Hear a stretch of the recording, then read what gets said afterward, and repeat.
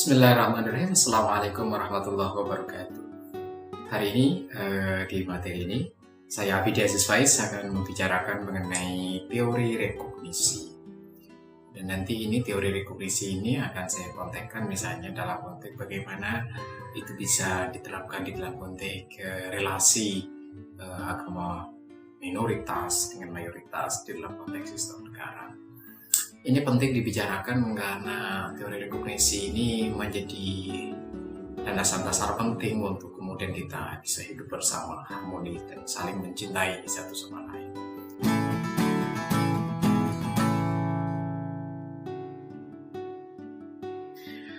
Teori rekognisi ini, saya membahas teori rekognisi dalam konteks ini kaitannya dengan teori yang dikembangkan oleh Axel Honneth yang nanti itu pemikirannya banyak dipengaruhi oleh Hegel. Ya. Apa yang dimaksud dengan teori rekognisi di dalam teorinya Honneth misalnya? Di sini yang disebut dengan teori rekognisi atau rekognisi itu sendiri adalah hubungan intersubjektif, hubungan yang bukan hanya hubungan bersama, tapi yang intersubjektif. Ketika bicara intersubjektif artinya teman-teman sekalian menekankan pada aspek kesadaran diri kita dan aspek kesadaran orang lain. Jadi bukan hanya menekankan pada aspek kesadaran kita, tapi juga mempertimbangkan kesadaran orang lain. Intersubjektif, jadi hubungan intersubjektif dan pengakuan di dalam relasi sosial. Ya, konteksnya adalah tentu relasi sosial. Dalam relasi sosial itu harus ada kesaling pengakuan, harus ada interaksi intersubjektif, dan di dalamnya terjadi saling pengakuan satu sama yang lain. Ya, misalnya ini dijelaskan oleh Honneth misalnya di dalam bukunya The Struggle for Recognition, Moral Glimmer of Social Conflict. Asumsi dasar dari teori rekognisi ini adalah Honneth itu mengatakan bahwa penghormatan dan pengakuan terhadap martabat individu dan martabat kelompok itu sebagai tanda dari bertumbuhnya kepekaan moral masyarakat. Ini nanti dalam bahasa lebih jauh disebut dengan keadilan vital. Jadi dalam konteks ini ketika kita mengakui martabat individu dan martabat kelompok di dalam konteks relasi sosial, itu artinya sebagai tanda bahwa ada tumbuh dan berkembangnya kepekaan moral masyarakat, kepekaan moral kita sebagai bagian dari masyarakat. Ini nanti yang disebut dengan keadilan vital. Itu asumsi dasarnya. Titik tolak pikiran ini berangkat dari filsafat moral filsafat moral dan filsafat politik, terutama dalam konteks hubungan antara kekuasaan, pengakuan dan penghormatan. Itu titik moralnya Honneth misalnya berangkat membangun teori ini. Tentu Honneth dalam konteks ini itu dipengaruhi oleh Hegel. Hegel itu memiliki juga apa yang disebut dengan rekognisi, tapi lebih coraknya nanti kepada politik. Hegel misalnya, teori rekognisi Hegel itu menekankan pada 3 hal, yaitu kesadaran diri atau self-consciousness, kesadaran diri. Yang kedua adalah perjuangan untuk mendapatkan pengakuan atau struggle for recognition. Di dalam konteks, jadi rekognisi juga harus dilakukan oleh perjuangan. Yang ketiga adalah pengakuan timbal balik di level sosial atau social reciprocal recognition, pengakuan timbal balik. Jadi ada 3 itu, pada aspek kesadaran diri dulu, pada aspek perjuangan untuk mendapatkan pengakuan, baru pada aspek pengakuan timbal balik di dalam konteks relasi sosial. Itu Hegel. Kalau kita petakan 3 pengakuan timbal balik, ya Hegel. Ya, tadi yang terakhir itu kan pengakuan timbal balik atau reciprocal recognition. Itu nanti dimensinya di dalam pikiran Hegel itu ada 3. Yang pertama adalah aspek cinta. Dalam cinta, kita kalau lihat dalam cinta, 2 subjek saling mengakui. Kalau Anda saling mencintai, itu artinya ada 2 subjek yang saling mengakui satu sama lain dan menerima satu sama lain. Sehingga mereka bisa sampai pada titik kenyamanan eksistensial. Itulah pada titik aktif nanti kenyamanan sehingga Anda itu jadian, Anda itu seperti apa gitu ya kira-kira. Dan emosional ya, kenyamanan eksistensial dan kenyamanan emosional yang diartikulasikan di dalam sentuhan maupun hubungan fisik.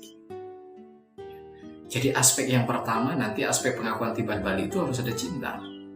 Sebab dalam cinta ada pengakuan dua subjek satu sama lain yang itu nanti membangun apa yang disebut dengan kesadaran eksistensial, kenyamanan eksistensial, dan kenyamanan emosional. Yang kedua, pada level perjuangan. Ya, jadi aspek pengakuan timbal balik itu yang kedua ada pada level perjuangan. Aspek perjuangan dalam konteks ini adalah melalui proses perjuangan. Konflik yang secara perlahan namun pasti bergerak ke semakin berkembangnya penerimaan terhadap identitas personal subjek. Jadi sebenarnya konflik itu bisa dilihat sebagai representasi dari perjuangan untuk pengakuan. Yang nanti dari proses itu berkembang proses-proses pengakuan identitas personal di antara subjek-subjek yang terlibat. Yang ketiga pada level negara. Jadi level cinta, level perjuangan pada level negara. Menurut Hegel itu proses pengakuan harus terjadi juga pada level negara, yaitu pengakuan mengambil bentuk segala sesuatu yang memungkinkan subjek mengakui dan mengenali kualitas dan identitas satu sama lain, sehingga mereka dapat memberikan kontribusi bagi proses reproduksi tatanan sosial.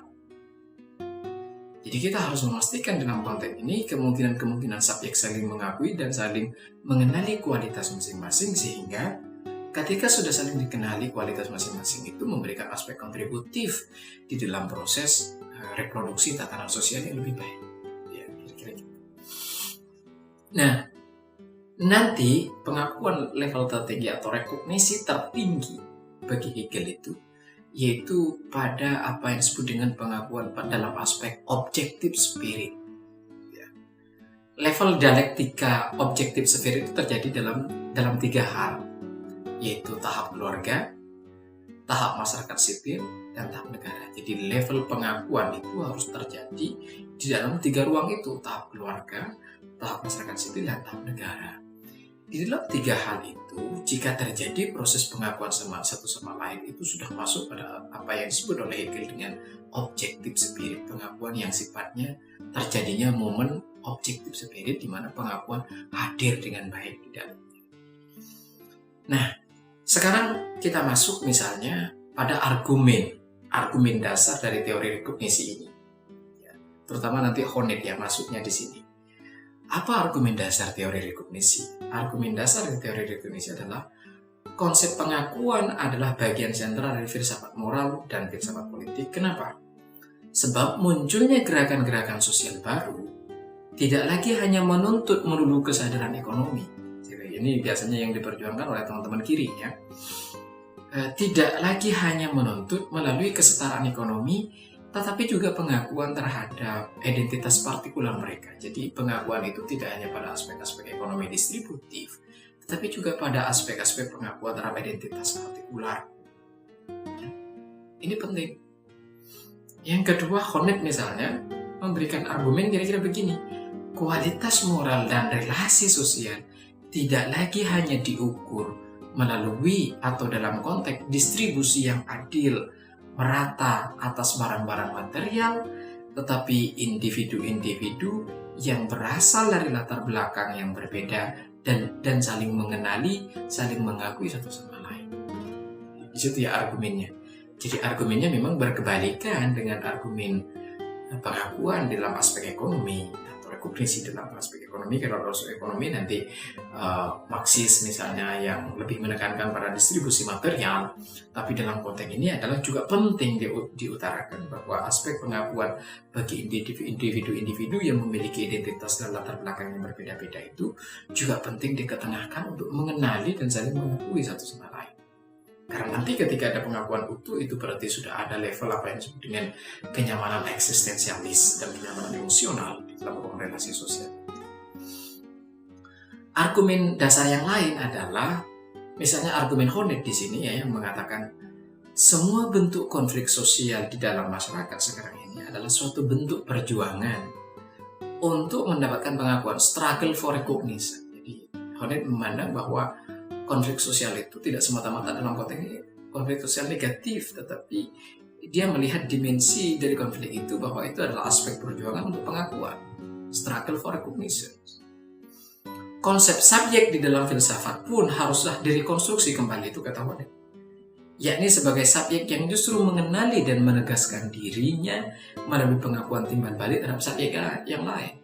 Jadi subjek itu tidak hanya kesadaran diri, tapi juga subjek dalam konteks ini juga adalah kesadaran subjek yang lain. Dan saling pengakuan antar intersubjektivitas itu yang paling penting dalam konteks ini. Jadi pengakuan timbal balik itu disebut nanti dengan pengakuan intersubjektivitas. Sebab kalau hanya subjek satu orang itu nanti monopoli namanya.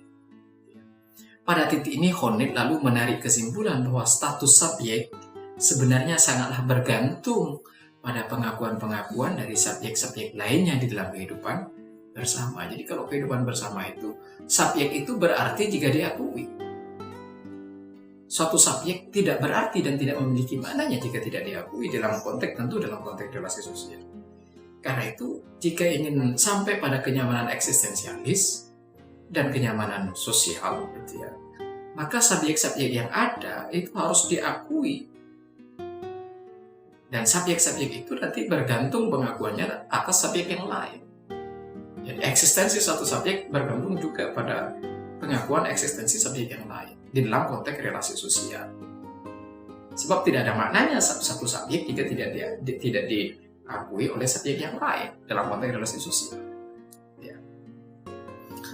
Untuk memahami pentingnya pengakuan antar subjek itu, Honeth itu mempunyai konsep apa yang disebut dengan moral injury atau luka moral.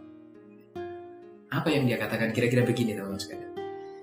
Agar bisa paham pada pentingnya pengakuan, maka kita bisa memulai dari pengalaman-pengalaman negatif seperti ketidakadilan yang bisa dijadikan sebagai bahan reflektif. Jadi kalau ketidakadilan itu bagian dari luka moral. Sekarang gini misalnya, di dalam pengalaman negatif itu ada salah satu unsur dalam diri manusia yang tidak lagi diakui. Ini yang disebut dengan moral injury. Jadi kalau ada suatu bagian dari diri kita yang tidak diakui, itu menimbulkan luka. Maka pengalaman negatif ini memunculkan pentingnya pengakuan. Dari sudut pandang ini, suatu luka fisik menjadi luka moral. Jika korban yang mengalaminya sebagai sesuatu tindakan yang secara sengaja hendak menyangkal aspek-aspek utama dari kebutuhan kepribadiannya. Jadi gini maksudnya, bahwa ketika Anda tidak mengakui suatu aspek dari subjek tertentu, dari masyarakat tertentu, atau dari suatu kelompok tertentu, atau dari individu tertentu, maka sebenarnya Anda sedang memberikan luka kepada dia. Dan pun begitu sebaliknya. Karena itu, ketika Anda tidak mengakui suatu kesadaran subjek, suatu bagian yang ada dalam subjek tertentu, maka artinya Anda sedang menyangkal eksistensi subjek itu. Itu yang nanti memberikan luka moral terhadap subjek itu. Ya, teman-teman sekalian. Jadi, karena itu, Honeth kemudian membangun 3 pola rekognisi, yaitu dia berangkat dari satu pola cinta. Ya. Pola cinta ini nanti kalau pola cinta itu sifatnya sangat individual, personal, antar subjektif, intersubjektif yang membangun nanti kenyamanan moral dan sebagainya. Yang kedua nanti pada aspek tatanan hukum atau legal order. Jadi pengakuan itu tidak hanya harus dihadirkan tidak hanya pada aspek intersubjektif, tapi juga pada legal order, aturan hukum. Aturan hukum tidak boleh hanya mengutamakan satu subjek. Harus ada legal order yang mengakui satu sama lain, yang menyetarakan. Dan yang paling penting, yang ketiga adalah pada aspek solidaritas. Solidaritas aspek ini adalah pada aspek kelompok-kelompok sosial. Harus ada solidaritas di situ. Sebab kalau sudah saling bersolidaritas, artinya Anda mengakui subjektivitas kelompok atau subjek dari kelompok tertentu. Tidak mungkin terjadi solidaritas sosial tanpa Anda mengakui subjektivitas kelompok itu sendiri. Pun Anda tidak mungkin memiliki eksistensi jika tidak diakui oleh kelompok yang lain. Tidak mungkin terjadi solidaritas tanpa pengakuan. Karena itu solidaritas muncul karena ada pengakuan, rekognisi. Nah, kemudian Honeth di dalam konteks ini membangun 3 hal penting dari kebalikannya dari yang tadi kita bicarakan, yaitu membangun kebalikannya dari yang disebut dengan cinta, legal order, dan solidaritas. Dia membangun kebalikannya. Kebalikannya itu yang disebut dengan disrespect. atau penghinaan. Jadi lalu penghinaan oleh Honneth ini misalnya dibagi ke dalam 3 hal utama. Ini Mas Reza Watimina ya dalam multikulturalisme dan politik pengakuan itu menjelaskan ini dengan baik gitu ya. Penghinaan ini terjadi dalam 3 hal, yaitu yang disebut dengan penghinaan fisik. Misalnya berbagai tragedi dan penghinaan yang dialami seseorang seperti penyiksaan ataupun pemerkosaan itu jelas disrespect. Bentuk tindakan negatif ini adalah bentuk yang paling radikal dan fundamental dari penghinaan. Anda menghina orang itu sedang melakukan kekerasan fisik terhadap orang lain, itu adalah penghinaan yang paling fundamental. Sebabnya adalah karena kedua tindakan ini hanya menempatkan manusia sebagai daging dan darah, sekaligus merendahkan status otonominya sebagai manusia. Jadi kalau Anda sedang melakukan tindakan fisik, merendahkan orang lain dengan tindakan fisik, maka Anda sebenarnya sedang melakukan penghinaan yang paling fundamental menurut Honneth. Kenapa? Satu, Anda tidak mengakui dan tidak menempatkan manusia sebagai bagian dari eksistensi yang mulia, sebab Anda melihat manusia hanya sebagai bentuk fisiknya dan darah. Melihat manusia hanya sebentuk daging. Yang kedua, menjadi penghinaan fundamental karena ketika Anda melakukan kekerasan fisik, itu Anda sedang merendahkan status otonomi manusia sebagai manusia. Untuk menanggapi ini, manusia perlu membangun sebuah relasi yang memungkinkan ia meraih kembali kehormatan dan harga dirinya. Relasi inilah yang disebut Hegel sebagai cinta, yang disebut Honneth juga sebagai cinta, di mana individu mampu mendapatkan kenyamanan eksistensial dan emosionalnya melalui hubungan positif dengan orang lain. Yang kedua adalah disrespect, penghinaan tipe yang kedua, yaitu penyangkalan hak dan eksklusi sosial. Jadi kalau Anda menyangkal hak orang lain dan melakukan eksklusi terhadap orang lain, itu adalah penghinaan, disrespect. Manusia merasa terlanggar martabatnya dengan tidak diberikan hak-hak moral dan tanggung jawab legal penuh di dalam komunitasnya. Jadi kalau dalam suatu komunitas masyarakat, lalu Anda menyangkal hak-hak moralnya dari orang lain, maka Anda sebenarnya sedang melakukan kekerasan atau penghinaan dalam konteks ini. Dibutuhkan proses pengakuan timbal balik di mana setiap individu dapat dianggap sebagai subjek yang memiliki hak di hadapan individu lainnya. Jadi dalam konteks ini penting menghadirkan bahwa ada hak individu di hadapan hak orang lain. Jadi subjek memiliki hak di hadapan individu yang lainnya. Inilah yang disebut oleh Mead sebagai proses pengambilan perspektif yang lain, yang umum, yang menjamin bahwa setiap orang dipandang sebagai individu yang setara oleh individu lainnya. Itu tipe yang kedua, tipe disrespect atau penghinaan yang kedua, yaitu tipe ketika Anda melakukan penyangkalan hak dan eksklusi sosial. Disrespect yang ketiga yang dibangun oleh Honneth adalah disrespect tindakan yang tidak mengakui nilai partikular kelompok sosial. Jadi Anda melakukan penghinaan ketika Anda melakukan tindakan yang tidak mengakui nilai partikular kelompok sosial. Akibatnya adalah subjek tidak lagi mampu menentukan jalan dan cara hidupnya sendiri. Anda memonopoli sehingga orang lain tidak bisa menentukan cara dan bagaimana ia menentukan jalan hidupnya sendiri, melainkan harus menyesuaikan diri sepenuhnya dengan mayoritas. Jadi ketika Anda menjadi seorang mayoritas, lalu memaksa yang mayoritas menyesuaikan dan sejalan dengan Anda, bagi Honneth, itu adalah tindakan yang tidak mengakui nilai partikular kelompok sosial.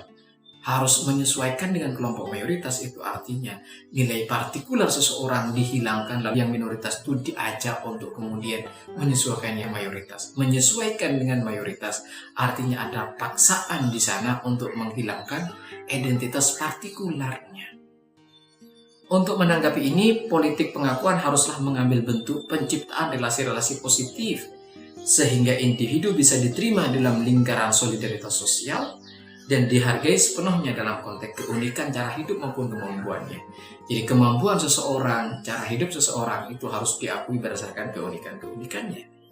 Di dalam lingkup masyarakat yang menghargai keunikan cara hidup individu akan dapat menemukan penerimaan dan penghargaan atas individualitas yang lain. Jadi itu yang penting. Kemudian Bagaimana ideal political of recognition? Ya, penting menghadirkan bagaimana bentuk ideal rekognisi di dalam ruas politik. Ya. Politik pengakuan yang ideal juga haruslah menciptakan masyarakat yang bebas paksaan. Harus bebas paksaan. Ketika terjadi paksaan, maka sebenarnya sedang terjadi proses yang tidak mengakui atau sedang terjadi disrespect. Tidak terjadi rekognisi. Yang dimaksud dengan bebas paksaan di sini tidak hanya absennya tekanan eksternal dalam bentuk represi maupun pemaksaan, tetapi yang dimaksud juga di sini adalah absennya tekanan internal dalam bentuk tekanan psikologis dan kecemasan. Jika individu-individu hendak menampilkan identitas maupun keunikannya. Jadi ketika seseorang ingin menampilkan keunikan dan identitasnya, tidak terjadi paksaan represif dari luar dan tidak ada ketakutan dari internalnya. Ya, tidak terjadi kecemasan di dalam dirinya. Dengan begitu, setiap individu akan dikenali sebagai individu yang unik. Jadi kalau kita bergaul lalu menghilangkan keunikan kita, itu sebenarnya sedang terjadi disrespect. Idealitas semacam ini hanya dapat terjadi jika relasi di dalam masyarakat adalah relasi kesaling pengakuan, ya. Kesaling atau yang tadi disebut dengan pengaruhnya Hegel ya, atau reciprocal recognition, kesaling pengakuan antara individu-individu yang berasal dari latar belakang yang sama maupun latar belakang yang berbeda-beda. Terkadang pengakuan itu tidak hanya terjadi karena identitas yang berbeda, tapi dari identitas yang sama juga terjadi disrespect itu, penyangkalan-penyangkalan itu. Jadi itu teman-teman sekalian. Jadi ideal political of recognition yang dimaksud dalam konteks ini adalah masyarakat yang bebas paksaan. Yang dimaksud dengan bebas paksaan dalam konteks ini adalah tidak terjadinya paksaan eksternal atau tekanan eksternal berupa represi ataupun paksaan yang lain, tapi juga di sini adalah tidak terjadinya tekanan internal dalam bentuk tekanan psikologis, tekanan kecemasan, ketidaknyamanan, dan sebagainya. Nah, kalau kita lihat misalnya kaitannya dengan minoritas dan kaitannya dengan rekognisi. Jadi meskipun individu pada dasarnya adalah pemangku hak, termasuk hak minoritas, tetapi problematika minoritas hanya bisa dipahami dalam konteks perjuangan untuk pengakuan. Perjuangan untuk rekognisi atas identitas-identitas kolektif. Jadi nanti ini yang mayoritas di dalam ruang ini juga tidak boleh melakukan pemaksaan-pemaksaan dan penyesuaian-penyesuaian, karena jika itu terjadi disrespect tadi, penghinaan. Sedangkan minoritas juga melakukan perjuangan-perjuangan untuk pengakuan dalam proses perjuangan. Tidak harus terjadi hanya pada minoritas, tapi mayoritas juga harus melakukannya, sehingga terjadi kesaling pengakuan atau reciprocal recognition. Karena itu kemudian jika itu terjadi, maka akan tercipta apa yang disebut dengan unity and equality in diversity. Kesatuan, kesetaraan di dalam perbedaan. Ini merupakan suatu kunci bagi terwujudnya suatu kehidupan berbangsa, bernegara, beragama, dan bermasyarakat yang damai dan penuh dengan toleransi dalam pluralitas keagamaan kita di Indonesia. Jadi teori rekognisi dapat digunakan dalam konteks ini untuk melihat aspek mayoritas dan minoritas, sehingga tidak lagi terjadi misalnya kalau sudah saling terjadi saling pengakuan, saling respect, reciprocal recognition terjadi dalam aspek masyarakat, maka sebenarnya istilah minoritas dan mayoritas sudah tidak penting di situ. Sebab yang penting adalah warga negara yang satu sama lain saling menghargai dan menghormati. Meski tentu ada kritik terhadap Honneth ya, atas teorinya Honneth ini ada kritik juga. Karena kritik yang paling utama itu karena politik rekognisi ini nanti mengabaikan pentingnya distribusi ekonomi dan materi yang menentukan basis hidup banyak orang gitu ya. Ini misalnya tumbuh redundancy pressure dan sebagainya ya. Jadi politik rekognisi ini juga mengalami kritik karena nanti tekanannya pada pengakuan identitas dan sebagainya, sedangkan distribusi pada aspek ekonomi tidak banyak dibicarakan. Saya kira itu teman-teman sekalian yang bisa saya sampaikan. Jika ada pemahaman atau pengertian yang tidak dimengerti oleh teman-teman sekalian dalam konteks ini, Anda bisa komen dan memberikan pertanyaan atau penjelasan atau sang penyangkalan atau apa ya sebenarnya ketidaksetujuan misalnya, bisa Anda berikan di kolom komen di bawah ini dan nanti akan saya jawab melalui video berikutnya. Terima kasih teman-teman sekalian, jangan lupa bahagia. Assalamualaikum warahmatullahi wabarakatuh.